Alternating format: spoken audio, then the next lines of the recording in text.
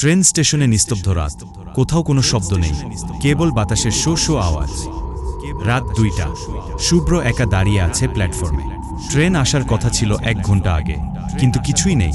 Station পুরো ফাঁকা, শুধু দূরে একটা পুরনো লাইট দুলছে। একটা অদ্ভুত সিটি বাজে, ট্রেনের আলো দেখা যায় ধোয়ার ভেতর। হঠাৎ করেই ট্রেনের হেডলাইট জ্বলে উঠল। একটা পুরনো কালো ট্রেন ধীরে ধীরে ঢুকছে স্টেশনে। কিন্তু আশ্চর্যের বিষয়, ট্রেনটা যেন বাতাসের মতো হালকা। শুভ্র ধীরে ধীরে ট্রেনের দরজার কাছে যায়। ভিতরে কুয়াশাচ্ছন্ন আলো। একটা দরজা খুলে গেল, কিন্তু ভিতরে কেউ নেই, কোনো শব্দ নেই, কোনো কন্ডাক্টর নেই। শুভ্র একটু পিছিয়ে গেল। শুভ্র কাপা হাতে ট্রেনে পা রাখে।